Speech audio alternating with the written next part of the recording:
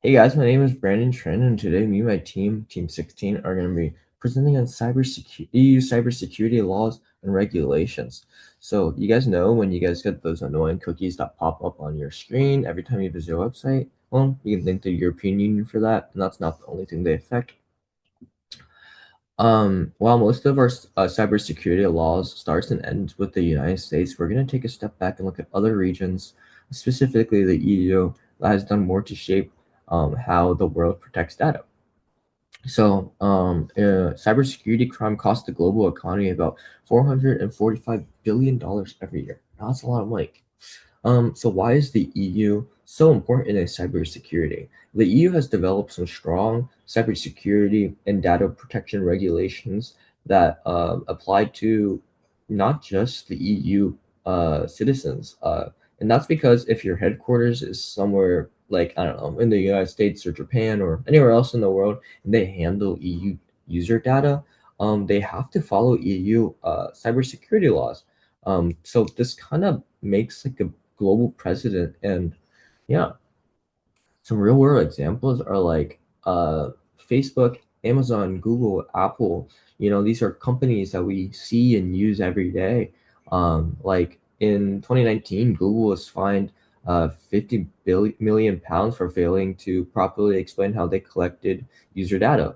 Amazon, they got hit by a $746 million fine in 2021 for mishandling personal data. And then in 2023, Meta got the largest GDPR fine in history with $1.2 billion for illegally transferring EU user data to the United States. And even Apple can't escape the scrutiny of the EU laws. But it's basically a pretty clear message, no matter how big a company is or how powerful. They're not going to get past the EU laws. So next, I'll hand it to the next person. Now, I will briefly talk about the background of why EU cybersecurity laws emerged. As we can see, there has been a rapid increase in cyber attacks and data breaches in recent years. This is largely driven by the growth of the digital economy, where more and more activities like banking, communication, and business are happening online. At the same time, organizations are collecting massive amount of personal data, which increase the risk if that data is not properly protected. Also, in European, cyber threats are often cross-border. This means that an attack in one country can easily affect others, making the problem more complex. And if we look at the chart on the right, we can clearly see that the number of cyber incidents has increased significantly over time, especially after 2010. This trend highlights how cybersecurity risk has been growing globally. In addition to the rise in cyber attacks, there was also increased concern about privacy and data protection. Many organizations were misusing or exploiting personal data, often without users fully understanding how their information was being collected or used. This lack of transparency leads to growing public concern about privacy rights. As a result, people begin to demand stronger data protection laws to ensure that their personal information is handled securely. Another key issue was the lack of consistency across EU member states. Different countries had different cybersecurity laws, which created confusion and inconsistency. This made it difficult for companies operating across multiple countries to comply with all the different regulations. Therefore, there was a need for the standardized regulations across the European Union. This eventually led to the creation of comprehensive EU-wide policy, such as the GDPR and the NIS Directive, which aim to improve data protection and the cybersecurity practice across all the member states.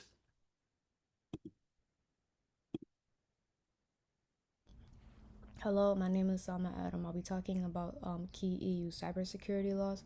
First up is GDPR. So the GDPR is the EU's main privacy law. It regulates how personal data is collected, stored, and used. It applies globally to any organization handling EU user data. Its goal is to give users control over their information. This includes rights like accessing their data, deleting it, and requiring clear consent before data is collected. Overall, the GDPR focuses on transparency and providing individual privacy. Next, I'll be going over the GDPR penalties. So the GDPR enforces these rules, and the GDPR rule enforcement includes strong penalties. Organizations can be fined up to 20 million euros or for 4% of global revenue. The fines must be effective, proportionate, and dissuasive, meaning they need to enforce compliance, match the severity of the violation, and discourage future violations. Authorities can also require companies to stop or fix how they handle data. Next, I'll be talking about incident reporting, which is related to NIS and NIS2. NIS2 introduces quick incident reporting requirements. If a major cyber incident occurs, the organizations must report within 24 hours as an early warning. Within 72 hours, they need to provide more detailed information, and within 1 month, they need to submit a full report explaining the cause, impact, and how it was resolved. This ensures faster response, better coordination, and improved cybersecurity across the European Union. Finally, I'll be going over NIS, NIS2, and how it focuses on network and infrastructure. So as I said before, NIS and NIS2 also focuses on securing networks and infrastructure. Organizations must implement measures like encryption, access control, and risk management to protect their systems. They also address supply chain risk and require systems to stay operational during cyber attacks, ensuring business continuity. So overall, this is about protecting the systems behind the data, while GDPR focuses on protecting the data itself. For this section, I'm comparing the EU cybersecurity approach with a few other regions to show how governments handle digital security in practice. I'll start with the US and EU, and then look at China and Russia, and end with a quick comparison. Starting with the US and EU, the main difference is structure. In the US, cybersecurity rules are more sector-based, so the laws depend on the type of organization. For example, in healthcare you have HIPAA, and for public companies you have the SEC or the ISO cybersecurity disclosure rules. So a hospital and a public company, or a bank even, are not exactly sharing the exact same system. The EU is a lot more centralized. Laws like NIS2 and DORA try to create more common rules across the continent and their countries and their sectors. So overall, the US is more flexible, while the EU is more consistent. If we look at China and Russia, the approach becomes a lot more state-centered. In China, laws like the cybersecurity law and data security law tie cybersecurity closely to the national security of the country and its government oversight. And very similar can be said about Russia. Its sovereign internet law gives the government more control over internet infrastructure and data. So compared to the US and EU, both China and Russia focus much more on state control.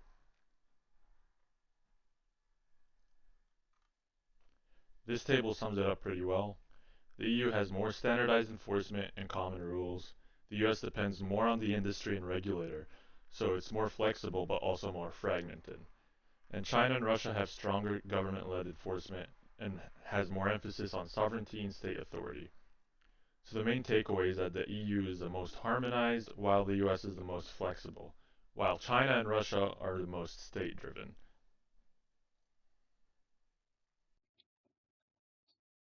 Now, let's dive deeper into the impact of EU cybersecurity laws on organizations.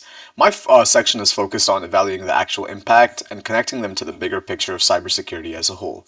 When we talk about impact, we're really asking, what do these laws actually force companies to do differently? Under NIS2, companies are required to conduct regular risk assessments and have incident response plans ready to go. GDPR takes it further by requiring strict data handling practices, breach notifications within 72 hours, and in many cases, appointing a dedicated data protection officer. These aren't just suggestions though, they're legal requirements with real penalties behind them if you are not to follow them. One of the most significant things about EU regulations is their global reach. It doesn't matter if a company is based in the US, Japan, India, or anywhere else. If they handle EU citizen data, they have to comply. This has forced a lot of international companies to overhaul their operations, update vendor contracts, invest in continuous monitoring, and roll out mandatory training programs. Now, let's take a look at the strengths, weaknesses, and the broader cybersecurity landscape. On the strength side, the GDPR is genuinely considered the gold standard for data privacy law globally. It sets a bar that other countries have since tried to match, like Brazil with their LGPD and California with the CCPA. The EU basically pushed the rest of the world to take data protection more seriously. That said, there's a real weakness. Compliance is very expensive, and smaller organizations often can't keep up with the same requirements as larger enterprises. On top of that, having multiple overlapping frameworks like our GDPR, NIS2, and the Cyber Resilience Act all at once creates a lot of complexity and confusion for organizations trying to figure out what actually applies to their product. Tying this back to what we've covered in this course, EU cybersecurity law is really a direct application of risk management, security policy, and understanding the human side of security. These laws formalize threat assessment, push best practices through legal enforcement, and use mandatory training to reduce insider risk. And maybe most importantly, they set a precedent for how governments around the world are starting to approach cybersecurity regulation going forward.